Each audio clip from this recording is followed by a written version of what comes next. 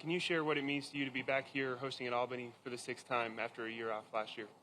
Yeah, it's been a long 22 months for all of us. Not being able to play last year, we completely understand the reasons why with the pandemic, trying to keep everyone safe, and it was the right call. But it's exciting to have it this week. This is our sixth time here, seventh time with Hero Motorcorp. So we're excited about that and our future with them. Look at the field this year, the strongest we've ever had. It's incredible. The players that have shown up. I think there's 8 new players this week that are being introduced to this format and this event. A lot of the players who have been first timers that have come from this event have started new charities or new foundations from what they've learned here at this event. So we're very proud of that. Some have expanded on what they've been doing in their own charities and their own foundations from what they've learned at this event. So hopefully that trend continues. We have a great week weather-wise. Course is immaculate, so it's going to be a lot of fun this week. Recently, your foundation celebrated its 25th anniversary and reached more than 2 million students served through its educational programs. Can you share how important this week is to the TGR Foundation? Yeah, just a couple months ago, we reached 25 years of doing this and serving the under youth kids in the United States and around the world. We've reached 2 million kids either through our different various platforms, but we continue to push our STEM programs. We continue to push our reach and how far we can and how many kids we can serve. There's so much potential out there. If they have access, and accessibility is something that not everyone has, and especially it has unfortunately dramatically shown its ugly head during this pandemic, the haves and have-nots, and you've seen students fall back an entire grade. So we want to make up that gap, and we have some great plans for the future of that, and working with other companies in other states to make that happen. All right, now we'll take some questions from media that we have in the room with us. We've got a couple microphone holders. If you have a question, raise your hand. We'll get a microphone to you. We'll start right here with Dylan DeChair, golf.com, please. Hey, Tiger, welcome back. The Hero has served as a place where you've staged comebacks before, or comeback from injuries, surgeries, various different things. I'm just wondering this year how different you feel compared to coming back from other surgeries or injuries in the past. Well, I've hosted this event, unfortunately, not as a player, in the field, and this year is one of them. So, yeah, it'll be fun watching the guys come here and play and tee it up and be out there. I miss, because I've been away from the game for call it an entire year.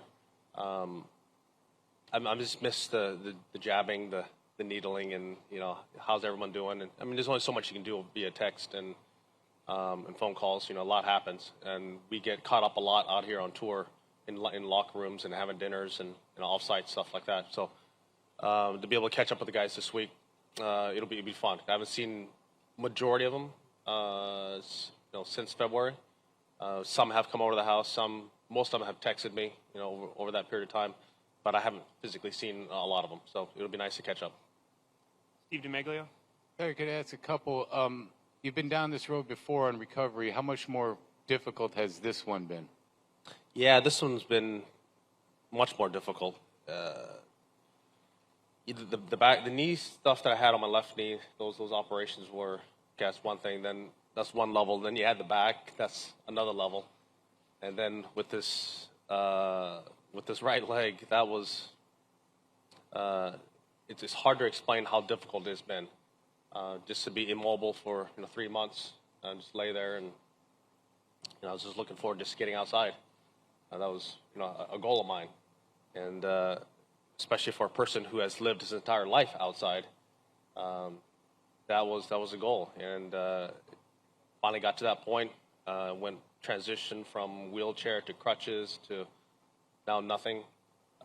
It's been a lot of hard work. I'm very thankful to all the surgeons and especially the nurses who are the unsung heroes through all of it, who were there by my bed and kept my spirits up, all my friends and family.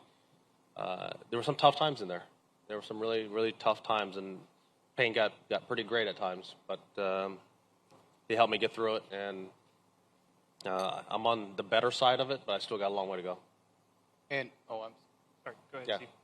and is it too early to have a target tournament to zero in on, like the PNC or Augusta or the Open? I'll put you this way. As far as playing at the tour level, I don't know when that's going to happen. Now, I'll play around here and there, a little hit and giggle. I can do something like that. I certainly like playing from, the USGA suggests, play forward. I really like that idea now. I don't like the tees on back, so I like play it forward. Come on, let's move it up. Let's move it up. To see some of my shots fall out of the sky a lot shorter than they used to is a little eye-opening. But at least I'm able to do it again. That's something that for a while there it didn't look like I was going to. I'm able to participate in the sport of golf. Now, to what level, I do not know that.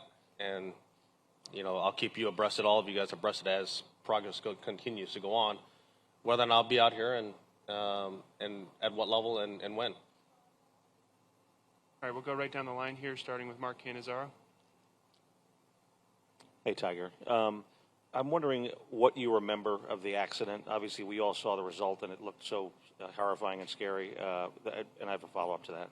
Yeah, all those answers have been answered in the investigation, so you can read about all that there in the post report. And can you speak about what some of the most difficult moments were in these last 10 or 11 months for you? I mean, you skimmed on it a little bit, but what were some of the times that were most difficult? Well, I think that it's just laying there. I'm laying still, and I was in the hospital for only 3 weeks, but I was in a hospital bed for 3 months. So that in itself is difficult. Being assisted everywhere I go, not being able to move anywhere. As I said, just looking forward to just getting outside. Eventually I got to a point where they could wheelchair me outside safely, and I could feel the sun. That was a milestone. It's little things like that added up. And then eventually when I started crutching around the house, I built a really nice house, but I didn't realize how big it was until you start putting crutches on. There were times where I had to take breaks, but I tell you what, though, there's a point in time where my triceps got pretty jacked, so that was a lot of fun. But as a whole, it's been tough at times, yes. Some dark moments, but then again, as I was making progress through it too, I could see some light, and that was giving me hope. I'm able to participate more with my kids and their activities, and more, and just in life in general. So I'm on that side. As I said, I'm on the positive side. I had a couple of quick ones, Tiger. First of all, do you recall the day you first walked without crutches? Say again? The day you first walked without help, without crutches, or? It was probably about 2 months after the accident. Yeah. No, 2 months after the accident, before I walked with crutches. I was in a wheelchair. I don't know. I meant when the first time you were able to walk like you did coming into this room without. Oh, without? Yeah, that's what I meant. Well, I did it probably maybe a little earlier than they suggested. And secondly, you've had, I've lost track, 9, 10 surgeries before this. I had 5 knee, 5 back, so 10. Even 10. None of them involved the kind of trauma, the kind of adrenaline-induced fear that this one involved. And I'm just curious if you ever have any flashbacks to that. Do you ever think about it? Do you ever have any memories, anything like that? I don't. No, I'm very lucky in that way.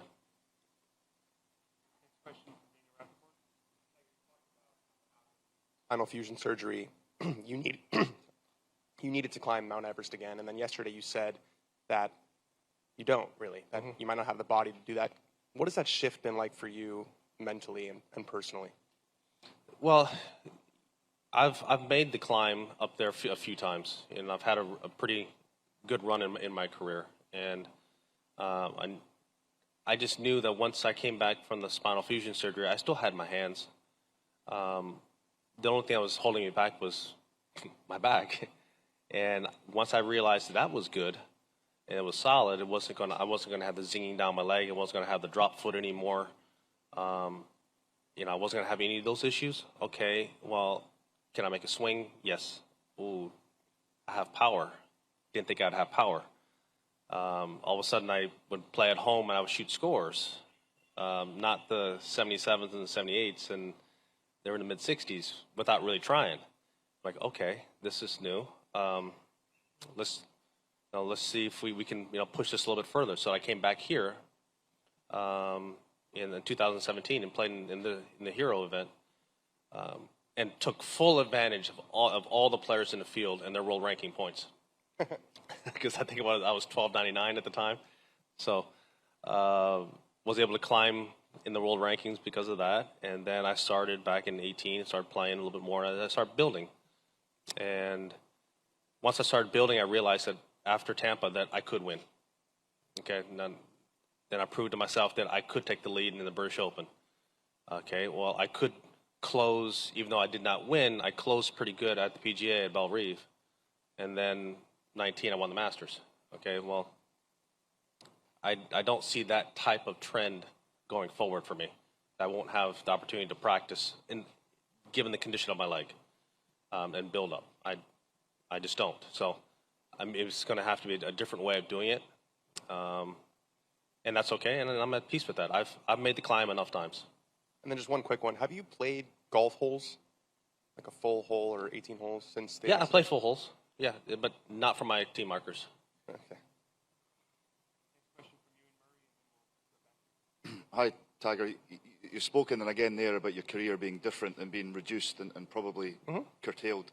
But this is because of an accident and because of injury. It's not because you reached 75 years old.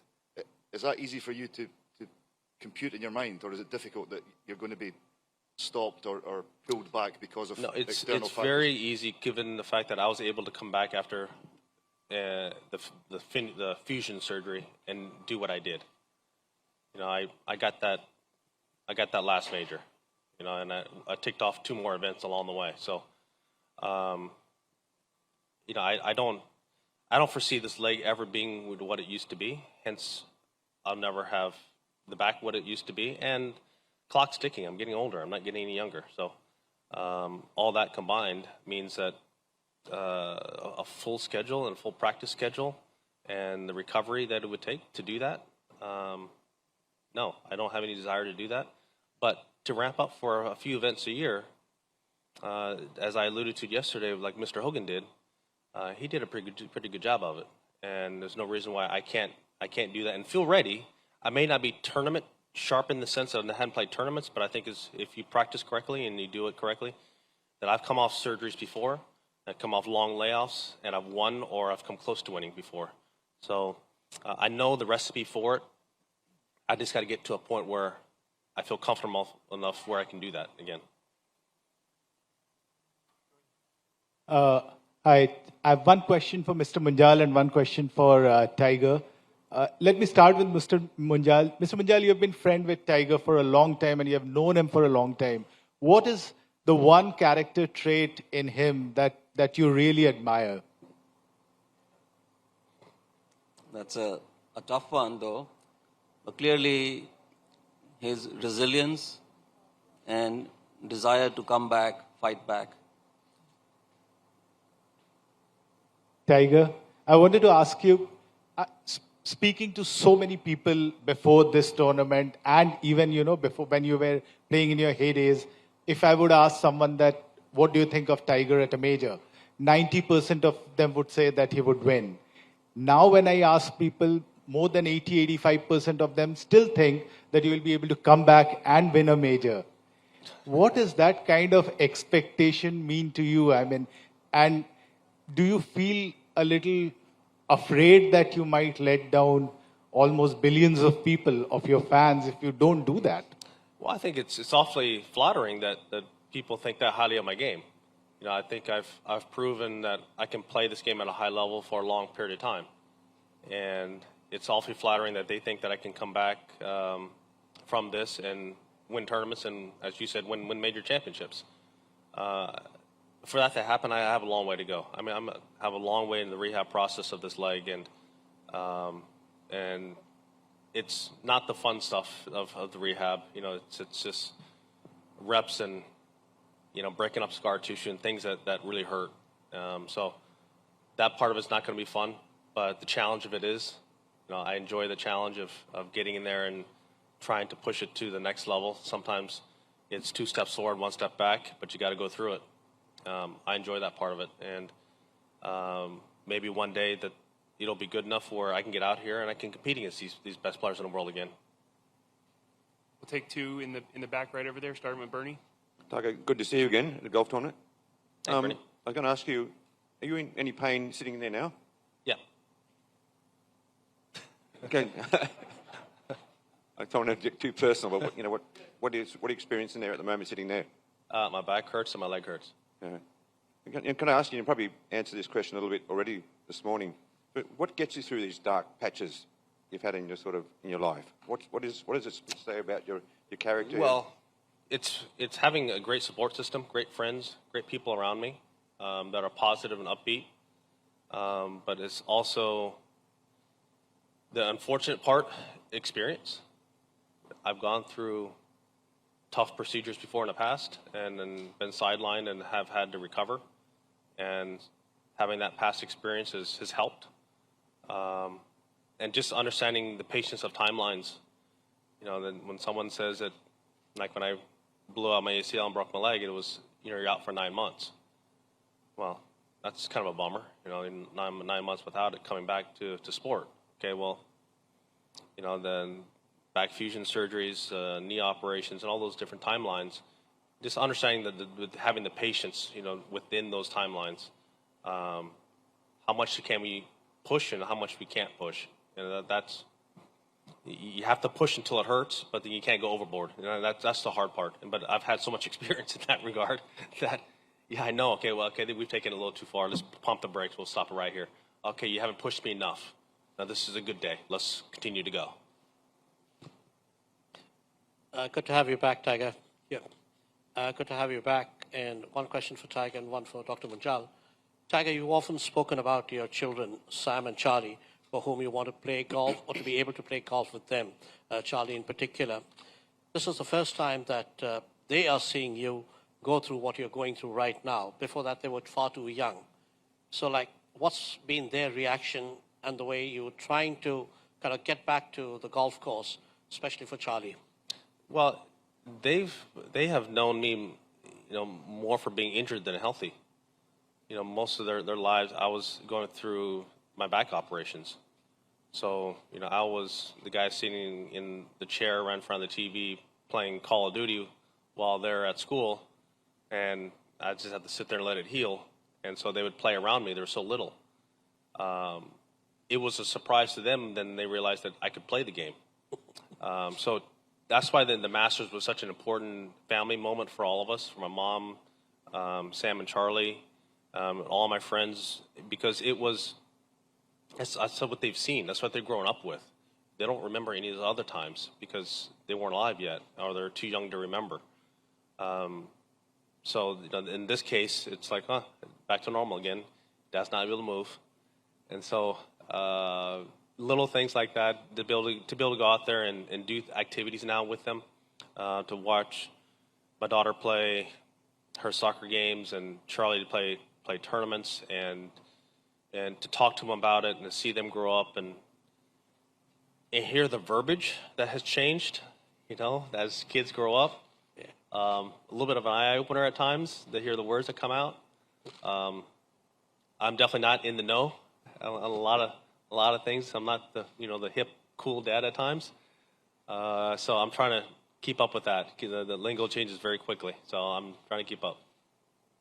Dr. Mitchell, so you've known Tiger now for 7 years. You joined hands with him at a very crucial stage, when, a lot of people were thinking whether Tiger's going to be Tiger once again. He did.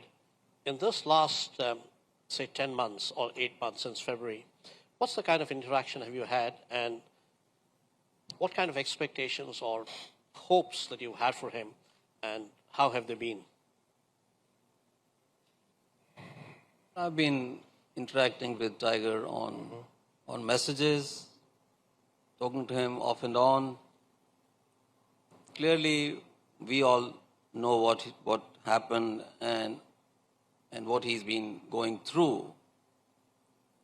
And I understand, like you do, and to come back from this kind of an injury, this type of an accident, is something which is not impossible, but very, very difficult and very tough. As I just said, that one trait in Tiger that I best admire is his comeback, his resilience, and to fight back. Having said that, my only hope has been that he gets well, gets better, be with his family, and keep doing the good work through his foundation that he's been doing. And I've said this in the past, that my association or Heroes Association with Tiger is not around his current game or his current form. It is because what he's done in the past for the game, through the foundation, for sports in general. That's what I admire, and that's why the connect. Tiger, I know you said earlier that it's difficult to put a timeline on a return, but an event like the 150th Open at St Andrews next year, given your history with the Open, your history with St Andrews, how much would that be an event you would like to be ready for? Yeah, I'd love to play at St Andrews. There's no doubt about it. It's my favorite golf course in the world, and to be a two-time Open champion there, I would just like to this. Just even being a part of the Champions Dinner is really neat. From my first one in 2005 was my first one I got to attend the Champions Dinner. It was pretty neat to be a part of, and Peter Thompson was still alive, and I sat right next to him, and to hear him tell the stories of when he came over and he played, and shots he played, and where he won, how he did it. It was awesome. Those are things like at the Masters. Those dinners are priceless, and those stories, and listen to them talk about how they played and when they played it and what they did, and it's just an honor to be a part of a room like that. And yes, I would love to be able to play that Open Championship. There's no doubt about it. And physically, and hopefully I can. I got to get there first. Okay, the tournament's not going to go anywhere, but I need to get there. Steve? Tiger, your 46th is coming up in 30 days. Is that still Thanks. Is that still a day you look forward to, or is it just another day, or how do you approach your one more year around the globe? Well, 4 more years, I'm in the cart. No, it's this year's been a year I like to turn the page on, and it's been full of some tough memories and some tough times, but also some great times too as well. But again, it would be nice to turn the page. Doug? Had a couple more things, Tiger. Best case scenario in the process of your recovery, and you can play pick and choose limited tournaments a year. How determined are you to win again? Well, I got to be good enough to do it. Okay, so I got to prove to myself in practice that I'm good enough. I'll chip and putt any of these guys, but the golf courses are longer than just a chip and putt course. Okay, we're not going to be playing the par 3 course at Augusta, to win the Masters. So I got to get a little bit bigger game than that. So as I said, I got a long way to go in the rehab process to be able to do something like that. Did you just commit to the par 3? No, I committed to that I can play courses of that length. I got you. Now, if the tour wants to not have golf courses lengthened, they shorten up that much to make it more difficult, and that's fine by me. I have no problem with that. If they want to go back to wooden shafts and feathery balls, okay, I'm cool. And just a couple more that might be not that easy for you to answer, but even playing a limited schedule, if at all, or not playing, what is your value, do you think, to the tour? What can you still bring to the tour, just being who you are and what you've done? Well, I think that I host the Genesis event. I host this event here, the Hero World Challenge, and I think that those two events alone is a lot.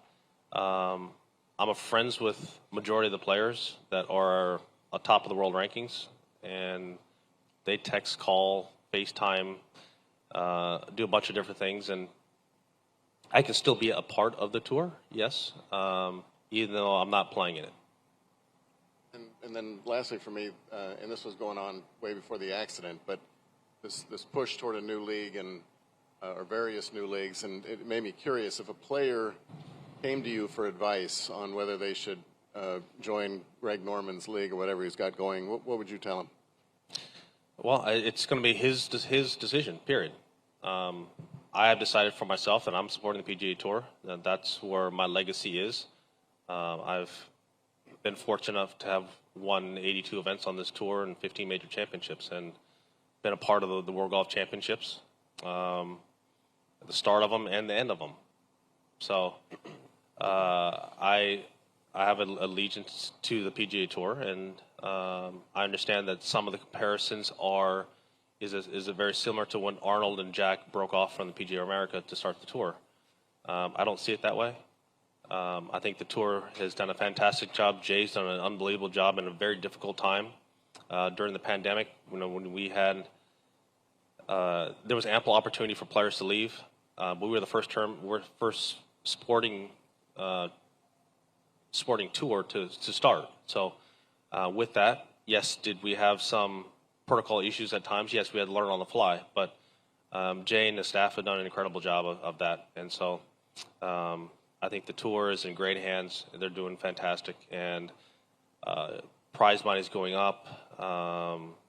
It's just not guaranteed money like most sports are.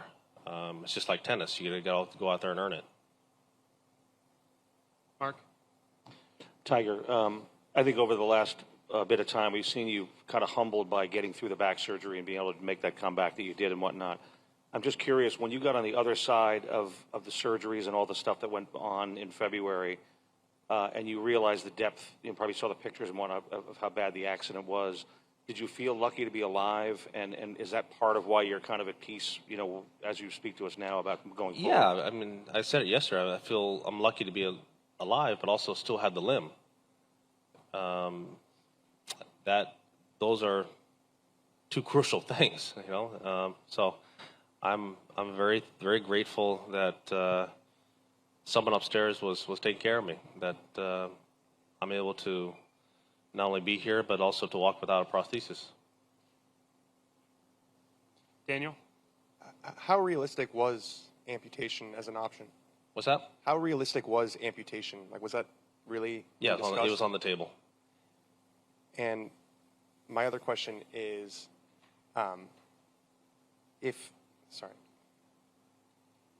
Go ahead. All right. Brian, on the right? Tiger, 25 years of the foundation. Where am I looking? Sorry. Right over here. Yep. Also, 25 years since the 97 Masters. How do you look back at that event differently now than you did when you won it 25 years ago? Yeah, our foundation work, my dad and I started the foundation 25 years ago. I won the Masters there 25 years ago, and also, it's sad to say, but Lee Elder just passed, and he was there at the back of the green when I won my first Masters 25 years ago. When he competed and played in his first Masters, that was the year I was born. So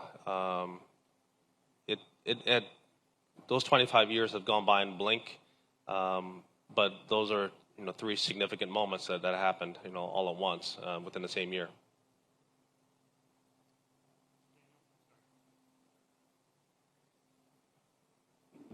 Yeah, D. I remember now. Sorry Yeah, okay. about that. You seem determined to, if physically possible, to play again. Was there ever a moment where you thought, is this all worth it again? Do I want to put myself and my family through all this, or were you always determined to, if physically possible, try to play at least a limited schedule? Well, you made a great point. Is it am I going to put my family through it again? Am I going to put myself out there again? And we had a talk within the family. All of us sat down and said, if this leg cooperates and I get to a point where I can play the tour, is it okay with you guys if I try and do it? And the consensus was yes. Now, internally, I haven't reached that point. I haven't proven it to myself that I can do it. Yeah, I can show up here and I can host an event. I can play a par 3 course. I hit a few shots. I can chip and putt. But okay, now we're talking about going out there playing against the world's best on the most difficult golf courses under the most difficult conditions. I'm so far from that. Now, I have a long way to go to get to that point. Now, I haven't decided whether or not I want to get to that point. I got to get my leg to a point where that decision can be made. And we'll see what happens when I get to that point. But I got a long way to go with this leg.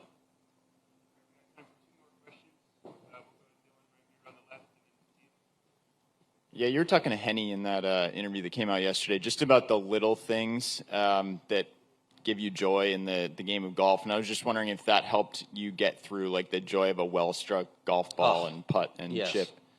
Yes, it did. Well, they wanted me to go out there and hit a few putts, but I had a boot on. I mean, that doesn't do any good. I have a boot, it tilts, and it's not the same as putting, okay? Well, yeah, you're outside. And, yeah, I did crutch outside, and I would lay out there on the grass and just feel the sun because I've been inside for so long. Had to work on my tan. So it was nice to finally get the boot off and then hit a few putts. But then after hitting a few putts, I realized that, damn, that ball's a long way down there. I can't get it out of the hole. So I had Matthew, who works for me out back. I said, dude, no more holes, just sand-filled holes.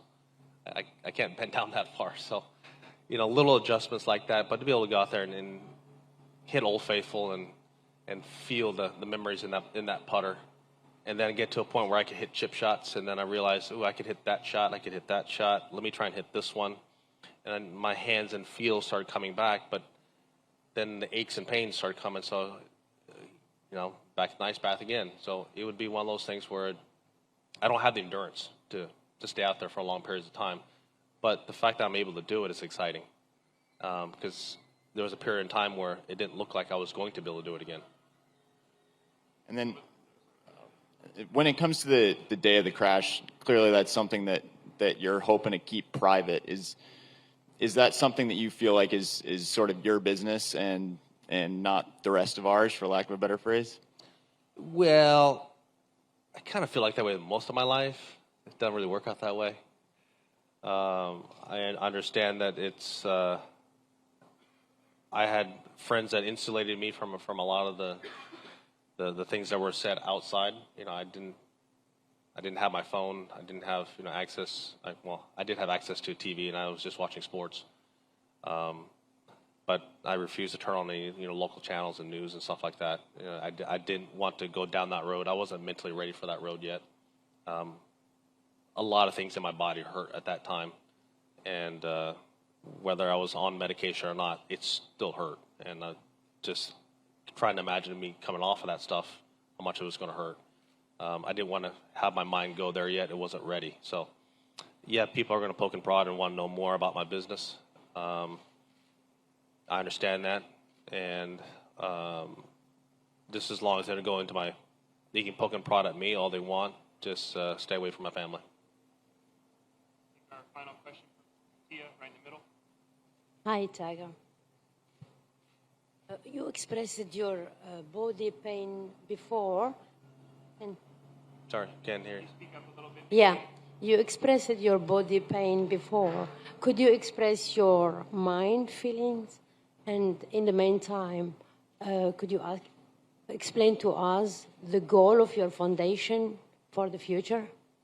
My goal and my motivation for the future is right now, it's short term. It's not long term.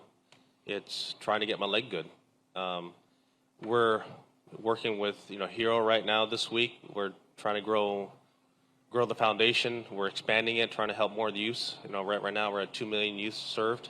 That numbers I think is a little bit low, and I think we can do more. And we're working on other programs and Other things that are going to be drastically different just because of the new platforms that are available to us. And some of the different directions kids want to take. Some just don't want to go to college. They want to have access to the workplace. Well, we have plenty of CEOs and plenty of people we know that can get them interest to interview. So let's help them with that. So yeah, so there's a lot of immediate stuff that I have been working on with the foundation. Haven't been thinking a lot of long-term golf stuff. Just because I need to work on the short term and get this leg right before I can even put my mind there.